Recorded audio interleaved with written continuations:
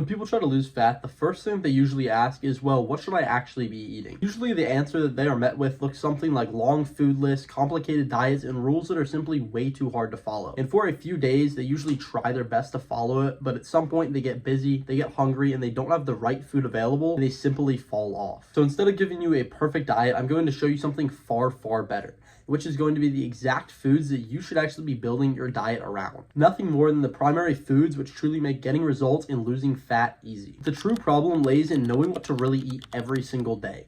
And when you don't know that, you usually start guessing, and when you start guessing, you lose that consistency, which of course drives the results, and as a result of that, you do not get the progress that you want to see. So what I'm going to do for you is break this down into a whole bunch of very, very simple categories. These will all be based on foods that keep you full, that support your body, and make fat loss a lot easier. And once you understand these, you will be able to build your entire diet around all of them and see very, very good results. Now, category one, which is by far the most important, is going to, of course, be protein. This is the base of everything because protein, first off, controls your hunger. And when your meals do not have enough protein, you're going to get hungry very, very fast. And when you're hungry quickly, you make worse decisions. So your protein sources should be very, very simple things, whether it's eggs, chicken, steak, ground beef, fish, Greek yogurt, something simple like this. Now, when it comes to protein, I want you to imagine two simple scenarios. The first one being you eat a meal with no real protein. And after that, you are quickly hungry again, you snack and you keep on eating and your calories keep on going up without you even realizing it. Now, the second scenario is when you eat a meal around protein, because when you eat a meal around protein, you stay full for longer, you don't have to think about food as much, and everything becomes a lot easier. So the rule is this: start every single meal around some source of protein,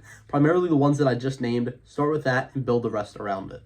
Category two is going to be simple carbs, because chances are you've heard someone at some point say that you need to cut out carbs completely, that they are the source of you gaining fat and not being able to get into shape, but that is absolutely not the truth and it is not necessary. The only thing that you need to do is choose better sources of carbs. So things like rice, sweet potatoes, regular potatoes, fruit, sourdough bread, these things are very, very easy to digest, they're easy to portion, and they're easy to repeat time and time again. And when you pair this alongside a source of protein, you are beginning to build yourself a very, very good meal. Now here's the key thing that you do need to keep in mind when it comes to carbs, okay? If your carbs are uncontrolled, they can in fact become a problem. So if you're eating random carbs all day, whether it's snacks, processed foods, you're going to be constantly eating, that is when you are going to see your fat loss progress slow down or completely stop. But if you're actually adding carbs intentionally into well-structured meals built around good sources of protein, then they do actually work perfectly fine and even more so help you to achieve your goals. Instead of removing carbs, think about controlling them. Category three, we cannot skip out on fats, okay? But the thing is, fats are important because they're very, very easy to overdo. So the goal here is to keep them very simple and again, very controlled, just like carbs. Good fat sources are going to be things like butter, olive oil, animal fats, raw cheese, whole eggs. And the biggest roles that fats play is, first off, they're going to support your hormones, they help with your energy levels, and they make meals a lot more satisfying. The thing is, you do not want to overcomplicate or overdo this. Just pick a few simple ones that naturally fit into your meals. Whether you're cooking your eggs in beef and butter or you're adding cheese on top of a meal, keep it simple, keep it intentional, and you will be completely set when it comes to your sources of fat. Category four is where meals really start to become a bit more enjoyable, because yes, they can get boring from time to time eating the exact same things over and over and over again. So category four is going to be easy add-ons. So this is where flexibility starts to come in, because if your diet is too strict, then of course you're not going to stick to it, and that is our main goal, okay?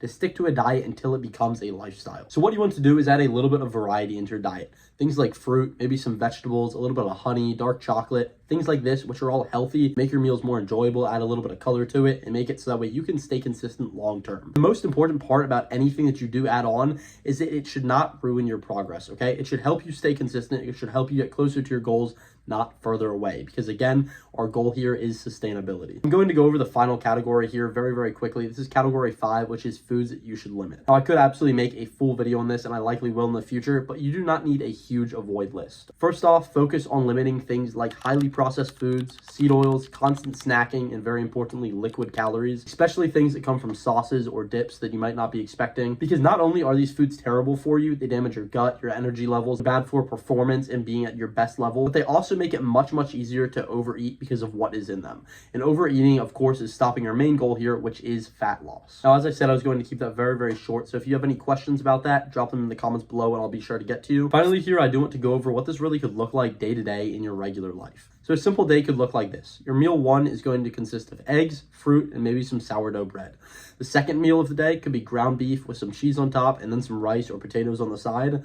And meal 3 could maybe be something like chicken, potatoes, a little bit more fruit, and that is it. It's not in the least bit complex. There's no guessing involved. It is just easy, repeatable meals based around a few rules, good sources of food, high quality protein, simple sources of carbs, and simple sources of fats. And this is kind of the part that most people tend to miss when it comes to staying on track with a good diet, because they think it's about having the perfect diet, okay? But it is absolutely not. It is all about having a diet that you can actually follow, that you can stick to long term, and that does in fact get you results. So when you're looking at all of these categories and rules, fat loss becomes very, very simple. It's all about simplifying your choices, because when your food is simple, your decisions are simple. And when your decisions are simple, consistency becomes effortless and progress becomes inevitable. Now, when I first started, I really did think that I needed everything dialed in perfectly. I thought that I needed different meals every single day, strict rules, no flexibility, and simply I could not stick to this. But once I actually flipped everything around and I started eating the same foods, having the same structure, it led to a lot less thinking, more action, and much more consistency. And of course, this is one of the biggest differences that made everything start working for me and led me from looking like this to looking like this.